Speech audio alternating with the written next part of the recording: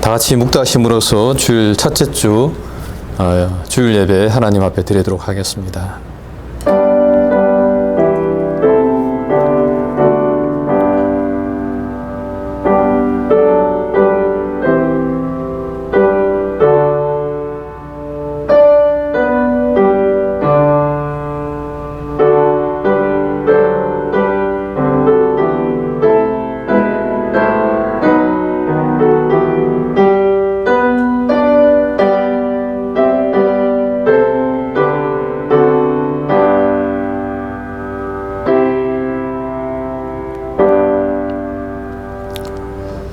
너희는 세상의 소금이니 소금이 만일 그 맛을 잃으면 무엇으로 짜게 하리요? 후에는 아무 쓸데없어 다만 밖에 버리워 사람에게 밟힐 뿐이니라. 너희는 세상의 빛이라. 산 위에 있는 동네가 숨기우지 못할 것이요 사람이 등불을 켜서 말 아래 두지 아니하고 등경 위에 두나니 이러므로 집안 모든 사람에게 비치느니라. 이같이 너희 빛을 사람 앞에 비치게 하여 저희로 너희 착한 행실을 보고 하늘에 계신 너희 아버지께 영광을 돌리게 하라. 아멘. 신앙 고백하겠습니다. 전능하사 천지를 만드신 하나님 아버지를 내가 믿사오며 그 외아들 우리 주 예수 그리스도를 믿사오니 이는 성령으로 잉태하사 동정녀 마리아에게 나시고 본디오 빌라도에게 고난을 받으사 십자가에 못 박혀 죽으시고 장사한 지 사흘 만에 죽은 자 가운데서 다시 살아나시며 하늘에 오르사 전능하신 하나님 우편에 앉아 계시다가 저리로서 산자와 죽은 자를 심판하러 오시리라. 성령을 믿사오며 거룩한 공예와 성도가 서로 교통하는 것과 죄를 사하여 주시는 것과 몸이 다시 사는 것과 영원히 사는 것을 믿사옵나이다. 아멘. 찬송가 340장입니다.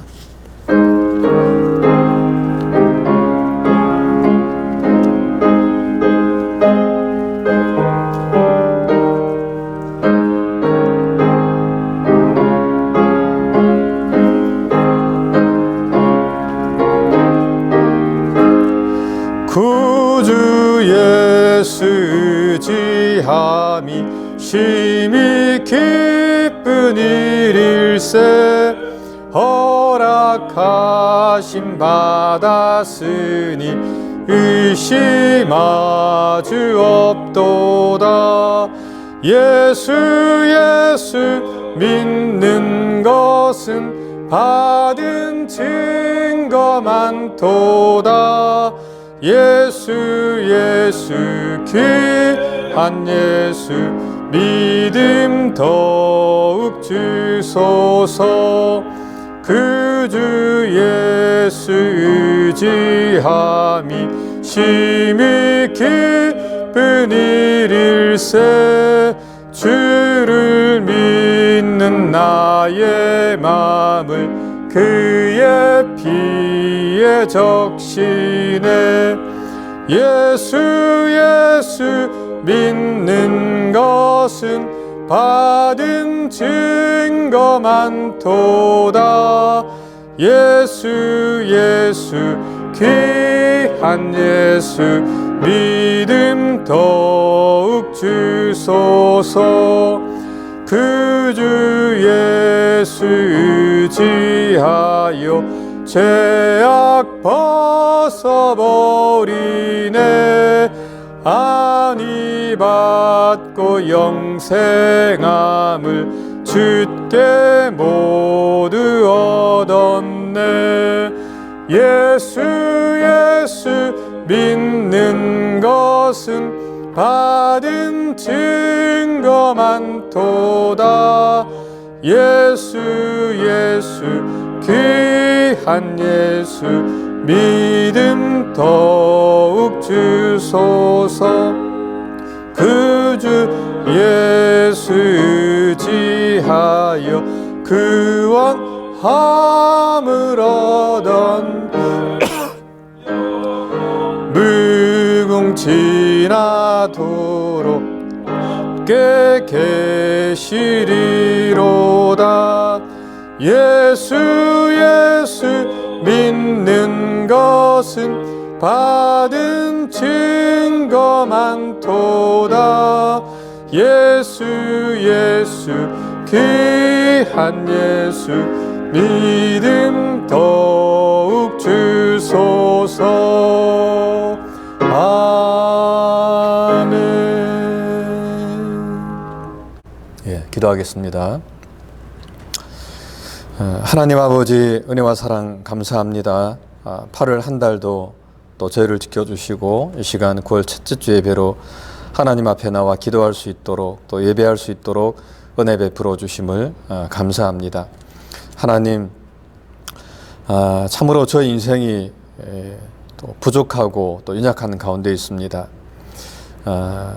하나님은 그 가운데서도 하나님 또 죄를 붙들어 주시고 또 하나님을 알게 하시고 또 하나님을 섬길 수 있도록 또 은혜 허락해 주심을 감사합니다. 하나님, 우리가 어떠한 상황에서도 주님 바라보게 도와주시고 늘 주님 믿고 의지하면서 믿음으로 나아가는 저희의 삶이 될 수 있도록 주님 인도하여 주시옵소서. 하나님, 이 시간도 또 저희가 하나님께 예배를 드립니다. 하나님, 예배 드릴 때에 우리의 마음을 다하고 또 뜻을 다하고 성품을 다해서 살아계신 하나님께 예배하는 귀한 시간이 되게 주님 도와주시옵소서. 특별히 말씀을 들을 때에 주의 말씀에 집중하게 도와주시고 그 말씀을 통해서 다시 한 번 더 우리의 삶이 소생되고 우리의 영혼이 소생되는 그런 놀라운 은혜를 체험하는 복된 시간 되게 도와주시옵소서. 하나님, 이 미국 땅을 주님께서 지켜주시고 이 미국 땅 가운데 주님께서 함께 주옵소서. 또 특별히 11월 달에 대선이 있습니다. 하나님, 위정자들을 주님 붙들어 주사 정말 하나님께서 원하는 위정자가 뽑히게 도와주시고 또 저를 통해서 정말 이 땅에 참된 평강이 임할 수 있도록 은혜 나려 주옵소서. 하나님, 또 이곳에 주의 몸된 교회를 세워주심을 감사합니다.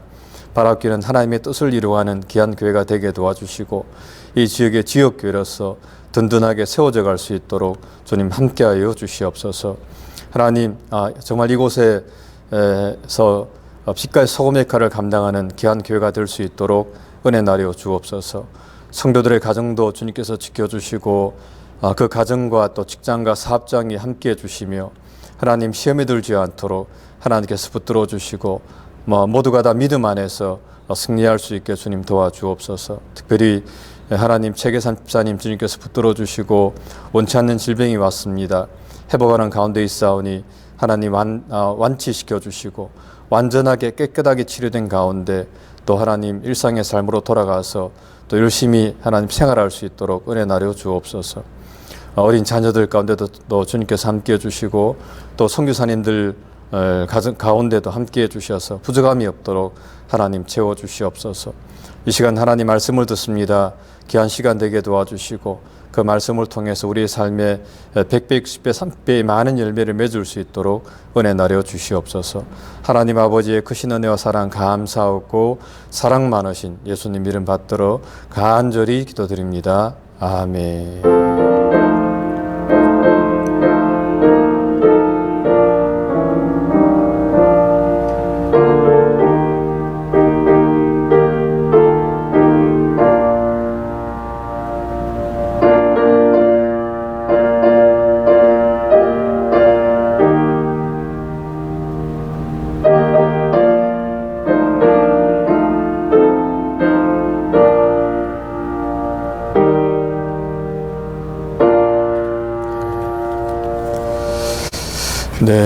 말씀은 요한복음 2장 18절부터 25절 말씀입니다. 이에 유대인들이 대답하여 예수께 말하기를 내가 이런 일을 행하니 무슨 표적을 우리에게 보이겠느뇨. 예수께서 대답하여 가라사대 너희가 이 성전을 헐라 내가 사흘 동안에 일으키리라. 유대인들이 가로되 이 성전은 46년 동안에 지었거늘 내가 3일 동안에 일으키겠느냐 하더라. 그러나 예수는 성전된 자기 육체를 가리켜 말씀하신 것이라. 죽은 자 가운데서 살아나신 후에야 제자들이 이 말씀하신 것을 기억하고 성경과 민 예수의 하신 말씀을 믿었더라. 유월절에 예수께서 예루살렘에 계시니 많은 사람이 그 행하시는 표적을 보고 그 이름을 믿었으나 예수는 그 몸을 저희에게 의탁지 아니하셨으니 이는 친히 모든 사람을 아심이요 또 친히 사람의 속에 있는 것을 아심으로 사람에 대하여 아무의 증거도 받으실 필요가 없음이니라. 아멘. 오늘 우리가 요한복음 2장 18절로 25절의 말씀을 통해서 죽은 자 가운데서 살아난 후에야 라는 제목으로 이 말씀을 함께 나누겠습니다.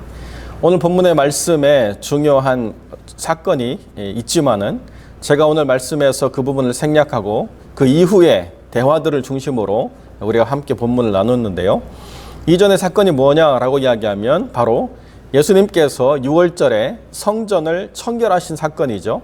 그런데 공강복음의 이 사건은 예수님이 이제 잡히시기 전에 마지막으로 예루살렘에 올라갔을 때 이 일이 벌어진 것으로 이렇게 기록해 놓고 있고, 요한복음은 예수님이 공생의 사역을 시작하자마자 이 사역을 버리신 걸로 이렇게 기록해 놓고 있습니다. 그래서 이게 어느 시점이 맞냐 뭐 이런 이야기도 있고 또 어떤 분은 2번 일어난 거다.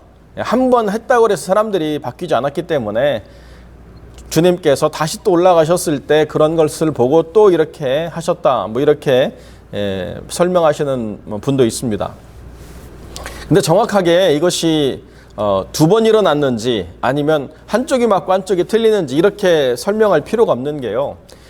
성경의 기록이라고 하는 것이 우리가 지금 익숙한 시간적 흐름에 따른 연대기적 서술, 이렇게만 성경이 기록된 것이 아니고, 성경이라고 하는 것은 저자에 따라서 다양한 관점으로 얼마든지 사실에 입각한 기록이지만, 그러나 연대기적 서술을 따르지 않은 그런 기록들을 많이 하고 있기 때문에 언제가 시기적으로 맞냐, 몇 번 일어났냐라고 하는 것은 지금 21세기를 살아가고 있는 우리의 관점에서 궁금한 것이고, 요한이 성경을 기록했을 그 시기에는 이게 맞냐 틀리냐의 기준이 아니었기 때문에 얼마든지 거기에 기록의 허용이 있다, 우리가 이렇게 이해하시면 좀 더 유연한 사고를 할 수 있을 것 같아요. 그래서 2번 있었냐, 1번 있었냐, 앞에 있었냐, 뒤에 있었냐, 이런 설명은 어느 쪽이 옳다 그러다 말할 필요가 없다. 왜냐하면 그런 기준으로 성경이 쓰여진 것이 아니기 때문에 우리가 본문을 그렇게 이해할 필요가 없다, 이렇게 말씀을 드리겠습니다. 그리고 성경에 보면 예수님께서 이렇게 환전하는 자들의 돈을 흩으시고 상을 엎으시고 소를 내쫓으시고 뭐 비둘기 파는 자들을 밖으로 내보시고 한 이런 일들을 어떻게 행하셨을까? 그 일들을 벌임에 있어서 어떤 자유로운 해석들은 주님이 원래 목수였기 때문에 완력이 대단해가지고 함부로 덤벼들지 못하고 다 주님의 완력에 제압당했고, 심지어는 채찍을 만드셔서 휘두르는 바람에 함부로 달라들 생각을 하지 못했다, 뭐 이렇게까지 자유적인 해석을 하는 사람들이 있는데요. 다 무의미한 이야기입니다. 여기에 주님께서 이런 일을 벌이신 것, 그리고 그 일에 대해서 유대인의 반문과 그 다음에 제자들의 깨달음이라고 하는 것을 어떤 관점에서 기록하느냐만 중요한 것이지, 그것이 어떻게 이루어졌는데 가능했는가라고 하는 것을 요한이 설명하기 위해서 이 본문을 기록한 것이 아니라는 거죠. 자, 이렇게 뭔가 우리가 많은 것들을 미리 전제해 놓고 이 본문을 보고 보아야 될 필요가 있는데요. 왜 그런가? 어떤 이 상황에 대해서 정말 궁극적으로 중요한 강조점을 위해서 요한복음이 쓰여졌기 때문에 요한복음의 중요한 강조점이 무언가를 이해하는 것이 가장 중요한 것이지, 나머지에 대해서는 우리가 큰 의미부여를 할 필요가 없기 때문에 그런 것입니다. 그래서 성전 청결의 사건이라고 하는 것이 왜 중요하냐라고 이야기할 때 복음 이전과 복음 이후에 가장 중요한 기준이 무엇이냐라고 이야기하면, 주님이 옛 성전의 모든 예배를 이제 마감하시고 주님이 모든 새로운 복음 안에서의 새롭게 지어진 몸으로 드려지는 새로운 성전됨이라고 하는 것을 새롭게 이어나가신다라고 하는 것을 보여주는 것, 그것이 가장 중요한 것이기 때문에 공생의 사역 처음부터 이것을 강조해 놓음으로 주님이 죽으시고 부활하신 것을 믿을 때 비로소 복음이라고 하는 모든 역사의 그 사실적인 기록들과 함께 주님이 증거하신 메시지를 온전히 믿는 참 믿음이 세워졌다, 이렇게 요한이 이야기하고 있다는 것입니다. 기적도 믿었고 말씀도 받아들였는데 결국 언제 참되게 믿었다라고 이야기할 수 있느냐라고 이야기하면, 죽으시고 살아나신 후에야 성경과 및 예수님의 하신 말씀을 믿게 됐다. 이게 가장 중요한 부분이라는 거예요. 기적을 믿는 사람들 많고 말씀에 동의하는 사람들 많고 뭔가 신비로운 체험에 의해서 뭔가를 자기가 느꼈다라고 말하는 사람들이 많지만 신앙의 기준이 뭐냐? 예수 믿는 공동체의 기준이 뭐냐? 라고 이야기하면 죽으시고 부활하신 이후에 성경과 하나님의 말씀을 믿게 된 것, 이것만이 가장 중요한 기준이 된다. 그 이전에 뭐 어떤 기적적인 사건들을 통해서 주님이 제자로 부르시는 그 어떤 부르심 가운데 주님을 신뢰해야 되겠다라고 하는 반응 등은 이끌어낼 수 있지만 주님이 이제 안 계시고 주님으로 말미암는 기적도 일어나지 않을 때 그럼 어떻게 우리가 신앙의 공동체로서 제자된 삶을 살아가느냐? 주님이 죽으시고 부활하셨으며 그 이후에 성경과 기록된 말씀을 믿는 자들의 이 전통 아래 서는 것, 이것이 모든 것이 가장 중요한 핵심이다. 그렇기 때문에 지금 내 눈으로 주님을 볼 수 없고 지금 주님이 일으키시는 기적을 내가 내 눈으로 또는 어떤 사람들의 검증을 통해서 우리가 들을 수 없다 하더라도 죽으시고 부활하신 주님을 믿는, 그리고 그 안에서 성경과 예수의 말씀을 그대로 전하려고 하는 참된 제자들이 있다고 한다면 우리는 얼마든지 이 복음 안에서 살아갈 의미가 있고 이 복음을 증거할 중요한 이유가 있다라고 사도 요한이 이제 다시 한번 설명해 주고 있다는 것입니다. 그렇기 때문에 우리에게서 가장 중요한 것이 뭐냐? 주님이 지금 이 보여주고 있는 사건의 핵심, 옛 제사의 모든 것들을 폐하시고 주님의 말씀으로 말미암아 죽으시고 부활하신 주님을 믿는 참된 제자의 이 새로운 복음을 따라 참된 예배자로 서는 것, 이것이 옛 성도와 이 새 성도의 가장 중요한 차이다라고 하는 것을 이해하고 받아들이는 것에 있다는 것입니다. 그리고 주님은 지금 이런 것들을 이뤄감에 있어서 사람의 검증을 필요로 하지 않으신다라고 하는 것을 계속 그 한 축으로 가져가고 있다는 거예요. 사람으로부터 증명된 것들, 사람으로부터 공인된 것들, 사람의 호응에 따라서 호와 불호가 나뉘어지는 것들을, 이런 것들과는 전혀 주님이 조금도 타협하지 않으셨다. 그렇기 때문에 이 장에 나와 있는 주님의 모습은 굉장히 공격적이고 과격하고 사람들이 그냥 편하게 받아들이기에는 부담스러운 주님의 모습들을 다 담아내고 있다는 거예요. 어머님에 대한 태도나 또는 예루살렘 성전에서 보여주고 있는 이런 과격한 주님의 모습들이라고 하는 것은 왜 이렇게까지 하실까라고 이야기할 때 사람의 의탁지 아니하시는 주님, 여기에 중요한 포인트가 있다는 거예요. 사람들이 뭘 좋아하느냐, 사람들이 어떻게 받아들이느냐, 사람들의 기호에 따라서 어떻게 반응하느냐, 이거에 휘둘리지 말라는 거예요. 사람들이 좋다라고 말하는 것에 진짜가 있느냐, 아니라는 것입니다. 사람들이 옳다라고 검증해 주는 것에 그러면 우리의 믿을 만한 바가 있느냐, 아니에요. 핵심은 어디 있느냐? 죽으시고 부활하신 주님, 그리고 그 죽으시고 부활하신 주님을 말하는 성경, 그리고 죽으시고 부활하신 주님이 말씀하시는 그 말씀이 중요한 핵심이지, 사람에 의해서 좌우되는 어떠한 것으로도 주님이 스스로를 의탁하지 않으신 것처럼 우리도 거기에 가장 중요한 핵심이 빠져있는 사람의 이야기들로부터는 스스로를 지켜서 멀리해야 된다라고 하는 중요한 기준들을 여기에 제시해주고 있다는 것입니다. 옳다라고 말하는 사람들의 이야기가 정말 옳은가? 사람을 신뢰할 수 없다는 거죠.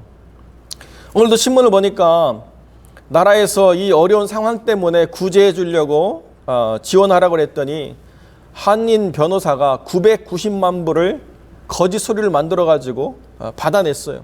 받아내서 뭐 했느냐? 정말로 모든 걸 허비하고 주식 투자하고 뭐 이런 거 해가지고 다 써버렸다는 거죠. 한두 푼도 아니고 990만 불이나 되는 엄청난 돈을 그렇게 써버렸다는 거예요. 그 사람이 어떤 사람이냐? 법을 수호하고 법을 통해서 뭔가 정의와 진리를 말하려고 법을 공부한 전문인인데 그런 사람이 어떻게 법을 이용해서 얼마든지 악을 저지를 수 있는가 보여주는 하나의 예가 되어버렸다는 거죠. 정부가 추산하기로 40억 달러나 되는 돈이 이렇게 쓰였을 것이다. 그래서 지금 그것을 추적하고 있는 중이죠. 선하고 좋은 일을 하려고 할 때 사람들이 선하고 좋은 의지를 가지고 다 동참하느냐? 아니라는 거예요. 얼마든지 거짓과 위선을 가지고 포장해서 자기를 정당화하려고 하는 일들을 보여주고 있다. 이렇게 우리가 이야기하는 거죠. 정말 혼란스럽고 정말 어지러운 일들이 가득한 세상에 있습니다. 아마 제가 살아오면서 이렇게까지 정치적으로 혼란스러운 미국을 본 적이 없는 것 같아요. 미국만 그러냐? 한국도 그렇습니다. 심지어는 한국에는 교회가 이제 모든 미움의 대상이 돼가지고 교회 다닌다라고 말도 못하고 고개를 들지도 못하는 처지로까지 이렇게 내몰린 상황에서 정말 안타까운 마음들이 많이 드는데요. 진리가 뭐냐? 라고 이야기할 때 진리의 가장 중요한 속성을 잃어버린 채 옳고 그름의 어떤 기준을 제시하려고 하는 모든 것들을 우리가 따라가서는 안 된다라고 먼저 선언해야 되고요. 우리의 모든 의로움의 핵심이 어디 있느냐? 죽으시고 부활하신 주님으로부터 말미암지 않은 것에 우리가 서지 않을 때, 거기에 우리가 온전히 주님께 붙들림 받은 그 삶을 증거하고자 할 때 사람들은 거기에 동의한다는 것입니다.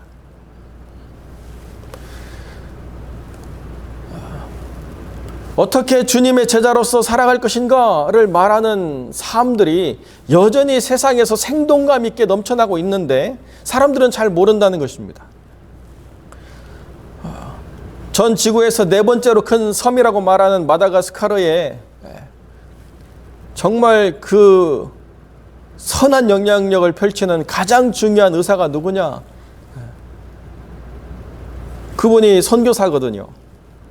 여러 방송에서 취재하고 여러 방송에서 이야기하는데 선교사란 이야기는 하나도 쓰지 않아요. 그냥 자랑스러운 한국인 이 정도로 이야기하고 있더라고요.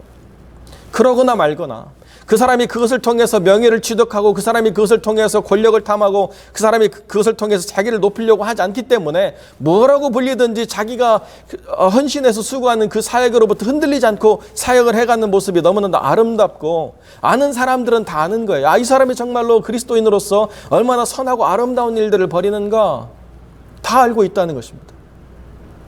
아프리카의 식량의 문제를 해결한 그 김충근 박사도 크리스찬이잖아요. 옥수수를 통해서 엄청난 생산량을 증식시켜가지고 테러의 대상에 대해서 위협을 받는 상황 속에서도 그것을 다 해결해서 아프리카의 그 식량의 문제를 해결해 준 사람 다 알고 있습니다. 그 사람이 그것을 통해서 뭔가 대단한 이름과 영광을 얻으려고 뭔가를 조작했느냐? 아니죠. 거기에 휩쓸리지 아니하고 부활하신 주님의 그 거룩한 뜻 안에서 묵묵히 자기에게 주어진 삶을 살고자 하는 선한 그리스도인들이 그 시대를 살았고 그 시대를 이겨냈고 그 시대를 또 살아가면서 다음 세대의 삶의 의미를 전달해 주었기 때문에 우리가 살아가는 가장 중요한 삶의 기준과 가치가 여기에 있다라고 우리가 분명히 이야기할 수 있다는 것입니다. 어떤 삶이 옳고 그름에 대해서 우리가 명확하게 아는 것 같아도요, 사실 우리가 잘 모를 때가 너무나도 많이 있습니다.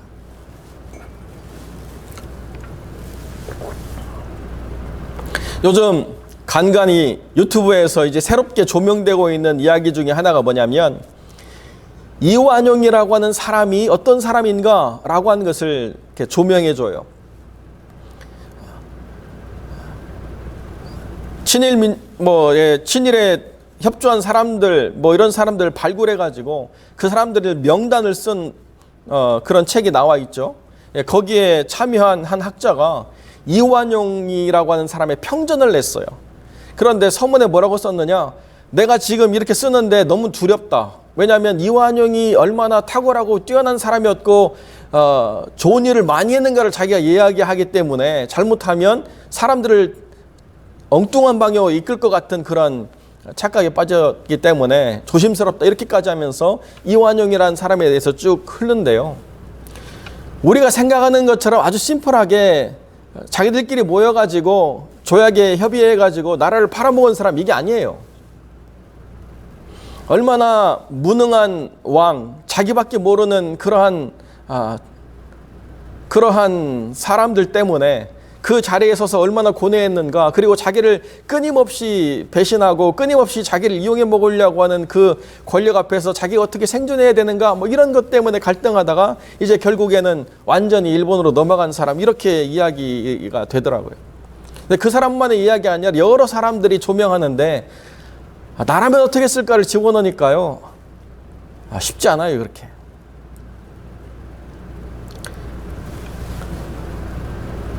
그 굶어 죽고 고통받는 백성들, 그 힘든 사람들이 이렇게 살아가고 있는데요, 거기에는 전혀 관심이 없고 자기의 안위에만, 자기의 권력에만 매달려 있는 왕에 충성하다 보니까 이상해져 버리더라고요. 그때 당시 고종이 탄 차가 쌀 3,000 가마를 줘야 되는 그런 차를 사내라고 해서 그런 차를 사줘가지고 그거 타고 다니면서 국정에는 그냥 그때그때 외세에 힘 있는 사람들 속으로 정부를 옮겨서 권력을 유지하려고 하는 모습만 보여주니까 안타깝죠. 내가 믿고 따르는 왕이 만약에 그렇게 기회주의적이고 자기만 아는 왕이라고 하면 우리가 어떻게 헌신할 수 있겠습니까? 그런데 우리가 믿고 따르는 왕이 누구냐라고 이야기할 때에 우리를 위해서 생명을 바치고 모든 것을 다 희생하신 이후에야 그것으로 허무하게 끝났느냐? 아니요. 그렇지 않고 당당히 죽음을 이기고 부활하셔서 우리를 생명으로 이끌어 주시는 우리의 왕 되신 주님이 있다. 그렇기 때문에 우리가 그 말씀을 믿고 따르는 데 있어서 전혀 후회 없이, 전혀 아낌없이 우리가 전부를 다 투자해도 전혀 실패하지 않은 삶을 살아가게 되는 그러한 참된 진리가 여기 있다라고 사도 요한이 우리에게 이야기해 주고 있다는 것입니다. 시대를 살아가면서 이 시대를 어떻게 사는가를 고민할 수밖에 없는 연약한 인간들이지만, 그러나 시대를 뛰어넘어서 참된 진리요, 참된 질서요, 참된 그 권위인 주님을 따르는 것이 얼마나 위대한가라고 이야기할 때에 사도 요한은 그 공생의 처음부터 이것을 기준으로 우리가 시작해야 된다라고 이야기한다는 것입니다. 기적을 통해서 하늘의 주권자인 하나님이 땅에 오셨다라고 하는 것을 7번 설명하지만, 그리고 내가 누구냐라고 하는 주님의 표현들을 그렇게 설명하면서 I am that I am, 스스로 있는 자라고 하는 여호와 하나님이 어떻게 복음 안에서 이렇게 표현되느냐라고 하는 것을 주님을 통해서 다시 설명해 주지만, 중요한 핵심은 그거라는 거죠. 죽으시고 부활하신 주님, 그 하늘의 하나님께서 우리를 위해서 죽으시고 부활하신 주님이다. 그렇기 때문에 시대를 넘어서서 우리 어떤 현상에 좌우되어지지 아니하고 상황 때문에 흔들리지 아니하고 온전히 헌신할 이유가 여기 있다라고 분명히 사도 요한이 설명해 주고 있다는 거죠. 기적 때문에 주님이 인정을 받는다라고 한다면 더 많은 기적을 일으키는 수많은 사람들이 있을 때 어떻게 주님이 구별될 수 있을까? 말씀을 공교하게 잘해서 주님을 인정한다라고 한다면 위대한 수많은 사상가들과 주님이 어떻게 비교될 수 있을까? 그거 아니라는 거죠. 온전한 진리, 온전한 권위, 그리고 우리의 모든 것을 다 투자하고 헌신해도 전혀 우리가 소멸되지 않는 영원한 생명 되신 주님이 분명히 있기 때문에 우리가 복음을 믿고 주님의 발자취를 따라가면서 주님을 배우고 주님과 동행하는 것에 우리가 전혀 후회할 일이 없다. 이게 핵심이라는 거예요. 세상의 진리에 대해서 우리가 이야기한다면 세상의 진리의 오름에 대해서 얼마나 많은 사람들이 변론하는지 저희 같은 사람들은 감히 거기에 낄 수가 없죠. 한국에서 가장 유명한 석학들을 데려다가 가장 탁월한 과학적인 진리를 설명하는 그런 강연들을 볼 수 있는데요. 보면 볼수록 저의 무지함을 깨닫고 들으면 들을수록 이해되지 않는 정말 깊은 과학적인 지식이 있구나, 이런 생각을 함과 동시에 역시 사람의 생각은 한계가 있구나라고 하는 것을 보게 된다는 것입니다. 한 학자가 시간에 대해서 설명을 해요. 시간이 뭐냐? 막 이야기하는데 결국 과학적인 한계에서 시간이라고 하는 건 물질이 없이는 시간이 존재하지 않는다라고 이야기하면서 어디까지 가느냐, 아인슈타인의 일반 상대성 이론까지 이야기하는데요. 그거 들으면요 여러분 말이 안 돼요. 시간은 뭐냐, 아인슈타인의 정의에 의하면 당신의 기억 속에 있을 뿐이다, 시간이라는 건. 왜 늙어야 돼요 우리가? 내 기억 속에서 우리는 항상 젊은데 말이 안 되는 거죠. 한쪽에서는 시간이라는 게 상대적이고 시간이라고 하는 것은 잴 수가 없고 시간이라는 것은 가변적이다 뭐 이렇게 얘기하는데요. 또 어떤 사람이 우주론을 얘기하는데 우주의 시간이라고 하는 건 전혀 변하지 않는 균형한 흐름 속에서 아주 일관되게 발전되어 왔다 뭐 이렇게 얘기하는 거예요. 두 개가 당장에 상충이 되잖아요. 뭐가 맞겠어요? 어떤 전제에서부터 출발해야 되기 때문에 그 전제를 어떻게 갖고 있느냐를 다르게 이야기하면 아무리 대단한 진리, 아무리 대단한 지식이라 할지라도 이게 하나가 될 수 없는 거예요. 그렇기 때문에 미시적인 관점, 아주 작은 것들을 분별함에 있어서는 뭔가 대단한 것 같지만 그것들의 조합으로 쌓아놓은 책이라고 하는 것은 무너질 수밖에 없는 부분이 있다는 것입니다. 그것들을 모아서 전체를 만드는 것이 가능하지 않아요. 하나님이 그렇게 그들에게 지혜를 주시지 않았다는 것입니다. 어떻게 하느냐? 더듬어 찾아서 하나님을 알 정도밖에 되어지지 않는다는 거예요. 아무리 대단한 지식이라 할지라도 하나님을 알고자 하면 더듬어서 뭔가 찾다가 이렇게 된다라고 한다면 이 모든 것을 설계하시고 이 모든 것을 주동하신 이가 계실 텐데 이것밖에 안 된다는 거예요. 그래서 믿지 않아도 과학 안에서는 설계자가 있을 것이다라고 하는 과학적인 주장을 하는 분들이 나오잖아요.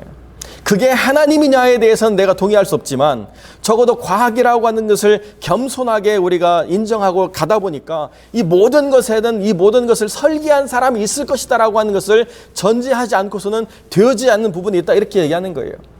다만 그것이 하나님이라고는 난 말하지 않겠다. 거기에는 나의 선택 또는 종교의 자유가 있어야 되지 않느냐 이렇게 말하는 사람들이 있는 거죠.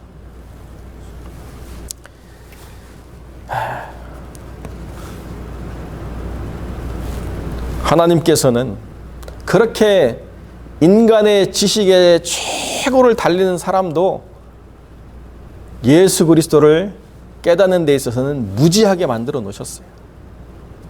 영이 가리워진 사람들은 어떤 대단한 지식이 있다 하더라도 진리이신 하나님을 알 수가 없게 되어 있다는 것입니다. 그러나 누구든지 예수 그리스도를 믿는 그 모든 자들은 그 눈이 밝아져서 주님을 보게 되고 예수님 말씀하신 것처럼 나를 본 자는 아버지를 보았다라고 말하는 그 유기적인 주님의 하나됨을 분명히 깨달아 온전한 주님을 따르는 제자가 될 수 있다라고 사도 요한은 분명히 이야기하고 있다는 거예요. 사도 요한의 공동체가 어떠한 상황에 직면해 있었는가? 우리가 다 그 모든 상황을 알 수 없지만 그러나 요한은 다시 한번 복음이라고 하는 것을 통해서 영원히 신뢰할 만한 주님이 누구이신가를 설명할 때 우리의 마음의 위로가 되고 우리의 마음의 기쁨이 되고 우리에게 소망이 되는 말씀도 있고 그 모든 한계 상황을 뛰어넘는 엄청난 기적도 있었지만 거기에 죽으시고 부활하신 주님의 놀라운 희생과 또 생명이 있다라고 하는 것을 분명히 깨달아야 된다. 이게 공생의 처음에 우리가 분명히 잡고 가야 될 이 복음의 가장 중요한 핵심 줄기다라고 이렇게 이야기하고 있다는 것입니다.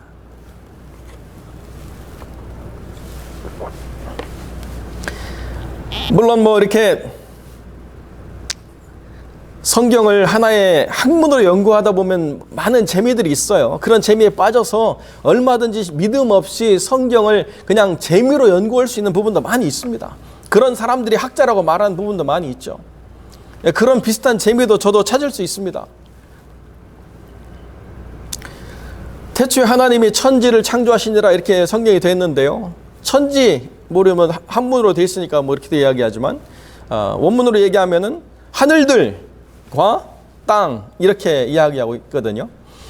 하늘들도 설명하는 부분이 많이 있지만 땅, 에레츠, 땅. 왜 땅이냐? 어디서 왔는지 잘 모르는데 에레츠라고 하는 것을 하나하나 단어를 보면요. 거기에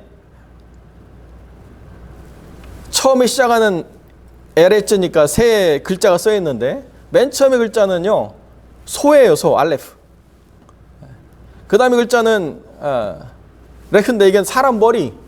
마지막에 글자는 식물이 땅에서 올라오는 듯한 형상. 그러니까 동물과 식물이 그리고 사람이 중심에 서 있는 그 공간이 뭐예요? 땅이죠, 땅. 뭐 그런 재미를 찾고 공부하다 보면 재밌구나 뭐 이렇게 이해할 수 있겠지만 주님을 만나는 것과는 아무런 의미가 없다는 거예요. 이제 주님이 죽으시고 부활하신 이후에 두 세대가 갔습니다. 거의 주님이 태어나신 이후로는 100년 가까운 시간이 흘렀습니다. 거기에 많은 헬라의 어떤 논리적인 사고들이 들어오고 또 여러 가지 사람들의 뭐 자기 나름대로의 자기 복음들이 들어오고 많은 혼합된 부분들이 들어오게 될 때에 사도 요한은 단호 이것들을 물리치고 참된 복음을 이야기해 줘야 된다는 거죠. 그 복음을 받아들인 이 공동체가 순결을 감당하잖아요. 그래서 폴갑이라고 하는 그 요한의 제자가 너무 그 폴갑을 존중하는 로마의 권력자 앞에서 네가 한 번만 부인하면 내가 널 살려줄게 이렇게 얘기하는데 유명한 이야기 하잖아요. 80년 동안 주님이 나를 단 한 번도 배신하지 않았는데 내가 어떻게 주님을 배신할 수 있느냐. 그러면서 순교의 제물로 자기를 드리는 그 사건들이 이렇게 만들어지지 않습니까? 어떻게 죽을 수 있느냐. 요한의 메시지가 명확하게 전달됐기 때문에 그렇다는 거예요. 죽으시고 부활하신 주님, 그것을 따르는 것이 명예를 얻거나 기적을 만들어내거나 교묘한 말로 사람들을 지식을 전달하는 그런 말쟁이가 되는 것보다 더 중요하다. 핵심이 거기 있다는 거죠. 죽으시고 부활하신 주님을 따르는 자들의 거룩한 공동체, 그걸 만들어냈다는 것이 오늘 복음이 우리에게 보여주고 있는 가장 중요한 핵심이라는 것입니다. 사랑하는 성도 여러분, 혼란스러운 시대를 우리가 살아가고 있고 옳고 그름에 대한 많은 이야기들이 쏟아져 나오고 있습니다. 뭐 온갖 이야기들이 다 쏟아져 나오고 있지만 거기에 우리가 깊이 관여하거나 또 많이 마음 쓰거나 크게 귀 기울 필요가 별로 없습니다. 핵심은 어디에 있느냐? 성경과 예수의 하신 말씀을 믿고 죽으시고 부활하신 주님을 따라가는 것, 거기에 핵심이 있다는 거죠. 어제도 시편 4편을 읽으면서 의의 제사를 드려라, 이 핵심이잖아요. 오늘 5편도 보면 내가 your temple, 거기 하나님의 성전에 내가 바른 예배자로 서겠습니다. 나의 말에 귀를 기울여 주시옵소서. 나의 통촉을 들으시옵소서. 그 다윗의 간절한 부르짖음들이 거기 있잖아요. 주님과만 교제하고 싶은, 주님께 예배자로 서고 싶은, 여기에 모든 것이 있는 것처럼 우리의 삶도 거기에 온전히 붙들림 받을 때에 어떠한 공격이나 어떤 어려움이 있다 하더라도 바른 믿음으로 우리의 스스로를 세워가는 지혜로운 하나님의 제자가 될 줄로 믿습니다. 기도하겠습니다. 거룩하고 존귀하신 아버지 하나님, 죽으시고 부활하신 주님 앞에서 우리의 삶을 온전히 세우기를 소망하고 성경과 주님이 하신 말씀을 믿어 우리가 그 믿는 바대로 살아가기를 소망할 때에 주님이 우리를 붙잡아 주실 줄로 믿습니다. 우리를 미혹해 하는 것들이 많이 있고 또 상황이 우리를 힘들게 하는 것들이 많이 있다 할지라도 우리가 그것에 휘둘리거나 그것으로 인하여 낭망하거나 그것으로 때문에 우리가 멈춰 있지 않게 하시고 하나님 안에서 바른 예배자로 온전히 설 수 있도록 주님 은혜를 베풀어 주시옵소서. 주님이 함께 해주시기를 간절히 소망하며 거룩하신 우리 주 예수 그리스도의 이름으로 기도드립니다. 아멘. 교회 앞에 광고 드립니다. 여전히 여러 가지 상황들이 우리에게 있어서 불안정한데요. 다시 또 폭염이 시작돼가지고 산불의 위험과 또 질병의 위험, 이런 것들이 고조되고 있는 상황입니다. 행여라도 어디를 이동하실 때 안전하시길 바라고 또 그곳에서도 항상 주님을 기억하며 말씀을 묵상하는 삶이 되시기를 부탁을 드립니다. 이달에 우리 시편 읽기 진행하고 있습니다. 우리가 처한 상황이 그래서 더 간절히 주님을 바라는 다윗의 마음을 더 잘 느낄 수 있는 시간들이 되는 것 같습니다. 저는 개인적으로 끝까지 한 절 한 절 우리가 묵상하면서 9월달을 시편과 동행하는 그런 시간으로 채워가시기를 부탁을 드립니다. 지난 월요일 교회에서 론 에이전트를 만나서 다 사인을 했습니다. 그래서 저희 교회 론이 잘 마무리됐습니다. 제가 카톡에도 올려드렸다시피 상황이 어려워서 교회 대출이 부결되는 경우가 많이 있었는데 우리가 우리를 증명했다 막 이렇게 이야기해 주니까 너무 감사하더라고요. 그래서 함께 기도하신 모든 분들이 다 느끼는 거지만 우리의 기도에 응답하신 하나님, 우리가 거기에 대한 감사를 다시 발견하는 시간이 됐습니다. 우리 목사님 기도하신 대로 우리 최기삼 집사님이 대상포진 때문에 힘들어 하시는데요. 다른 어떤 사이드 이펙트 없이 잘 치유될 수 있도록 우리 함께 기도해 주시길 부탁을 드립니다. 선교지로 돌아가야 될 사역자들 지금 길이 열리는 대로 인도네시아로 또 태국으로 돌아가고 있는데요. 아직도 돌아갈 길이 열리지 않은 사역자도 있습니다. 또 김세현 선교사님 아마 연말에 열릴 것 같다고 그때까지 잘 머물러 있다가 또 갈 수 있도록 기도해달라고 그렇게 말씀해 주시는데 끝까지 우리 기도해 주셔서 선교 현장과 사역자들이 분리되지 않고 잘 하나로 이어질 수 있도록 기도해 주실 부탁을 드립니다. 우리 찬송 408장 함께 찬양 드리시겠습니다.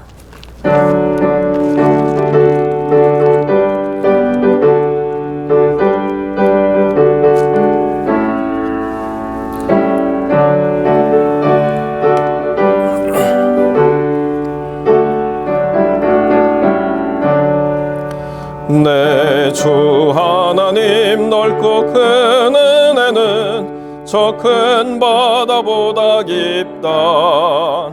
너 곧 밧줄을 끌러 깊은 데로 저 한가운데 가보라.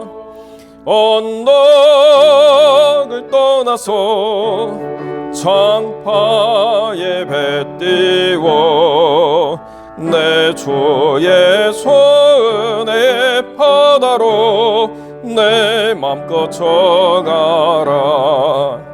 왜 너 인생은 언제나 거기서 저 큰 바다 물결 보고 금인 모르는 깊은 바닷속을 한 번에 하려 안 보나.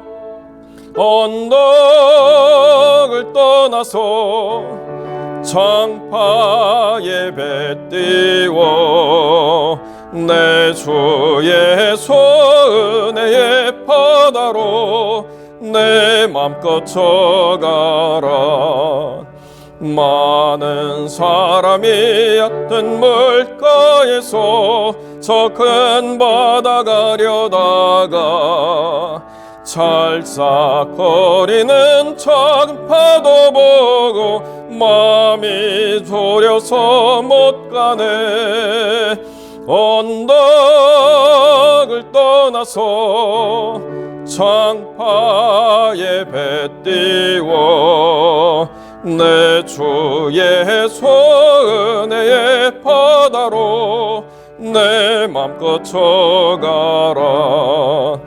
자 곧 가거라 이제 곧 가거라 저 큰 은혜 바다 향해.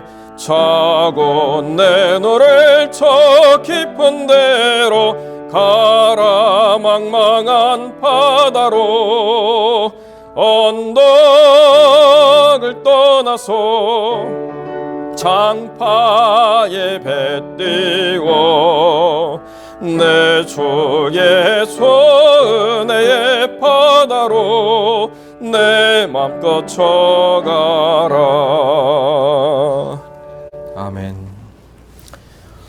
거룩하고 존귀하신 아버지 하나님, 이 어려운 때, 이 힘든 시간들 속에서도 주의 몸된 교회를 기억하며 또 하나님이 허락하신 일들에 감사로 귀한 예물을 드리며 또 하나님의 그 모든 허락하신 인생들 가운데 주님과 동행해 나가길 기뻐하는 귀한 성도들의 모든 기도와 또 헌물을 주님께서 기쁨으로 받아주시고 또한 아버지 하나님, 어려움 가운데서 하나님의 도우심을 구하며 그 삶의 어려움들을 주님께 하려는 귀한 영혼들의 기도를 주님 들어 응답하여 주셔서 아버지 하나님 안에서 귀한 공동체 안에 어느 한 영혼도 지치고 상하고 낭망하고 절망하는 일 없이 다 하나님의 위로와 소망으로 살아갈 수 있도록 주님 은혜를 베풀어 주시옵소서.